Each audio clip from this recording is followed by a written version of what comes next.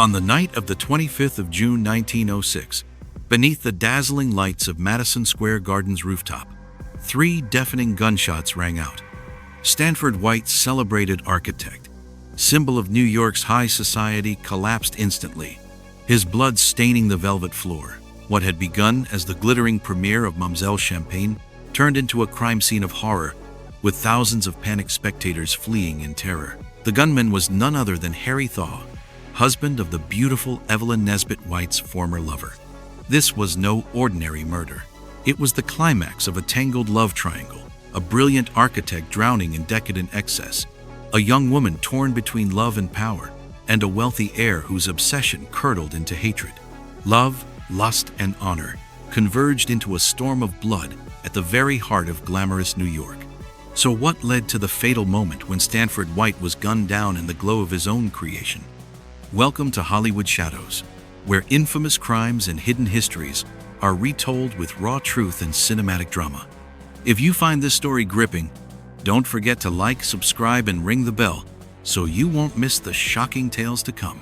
The 25th of June 1906. New York glowed with electric brilliance. In the pulse of a modern city on the rise, no one could have imagined that within hours they would witness one of the most sensational murders in American history. That evening, Harry Thaw and his wife Evelyn Nesbit dined at Café Martin, a lavish restaurant frequented by the city's elite. Fate struck when the couple unexpectedly crossed paths with Stanford White. It was more than coincidence, it was the spark that ignited years of simmering resentment and obsession in Thaw's mind. Amid the shimmering chandeliers, Evelyn's face betrayed unease. White remained calm, aloof, as if nothing connected him to the couple before him. But Thaw's eyes burned. To him, White was not just a rival, he was the man who had ruined the woman he claimed as his own. Leaving the cafe, Thaw and Evelyn made their way to Madison Square Garden, a landmark designed by White himself, now destined to become his tomb. On the rooftop theater, the premiere of Edgar Allan Wolff's Mlle. Champagne drew a packed summer crowd.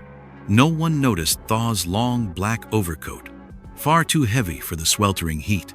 Only Evelyn, guided by a woman's instinct, sensed the storm about to break. At 11 p.m., as the performance neared its end, Stanford White entered with confident stride and took his reserved seat. For the audience, it was routine. For Thaw, it was destiny. Throughout the finale, Thaw rose and sat, his hand brushing the inside of his coat where a revolver lay hidden. Evelyn trembled, knowing catastrophe loomed. Then, as the orchestra struck up the jaunty refrain, "I could love a million girls," Thaw snapped. He strode toward White, drew his gun, and at point-blank range fired 3 times. 2 bullets tore through White's face. The third struck his shoulder. Blood erupted, and White fell lifeless in his chair. For an instant, the audience laughed, thinking it a stage trick. But as crimson spread across the tablecloth and White slumped motionless, laughter turned to screams. Pandemonium erupted.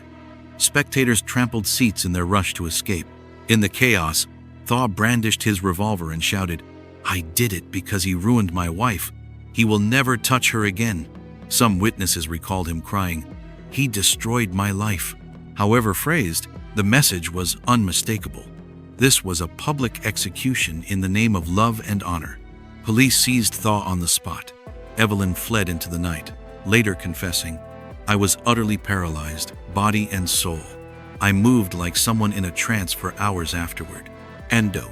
That night, New York was shaken to its core, a brilliant architect slain in the very building he designed, a wealthy heir transformed into a killer before 1,000 eyes, and a young woman trapped in a scandal that would haunt her for the rest of her life. By morning, the murder dominated headlines across America. The tabloids turned the tragedy into a carnival of sensation.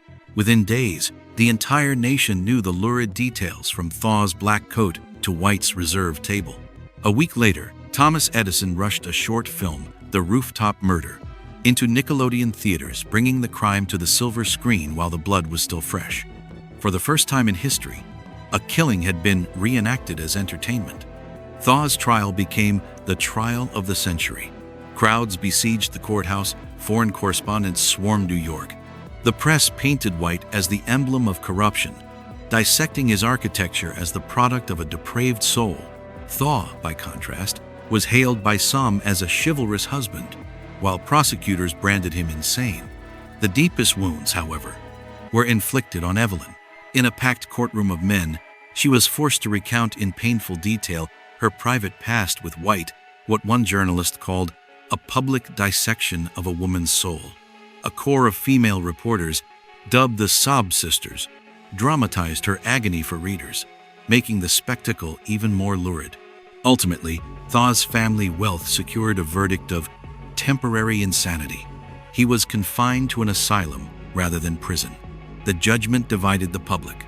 Some saw justice served. Others saw proof that money and privilege triumphed over law. The case left an indelible scar. It revealed the bloodlust of the press, the fragility of justice before public opinion, and the vulnerability of private lives to a media machine hungry for scandal. Stanford White, born in 1853, rose from a cultured family to become one of America's foremost architects. As a partner of McKim, Mead, and White, he helped shape New York with landmarks like the New York Public Library, Columbia University, and Madison Square Garden itself. Yet behind his genius lay a life of indulgence, revelry, and predatory liaisons that made him both celebrated and despised. Harry Thaw, born in 1871 to a wealthy Pittsburgh family, grew up spoiled and volatile. His erratic behavior and fits of rage hinted at mental illness. Money bought him pleasures, but in love he craved control and honor above all.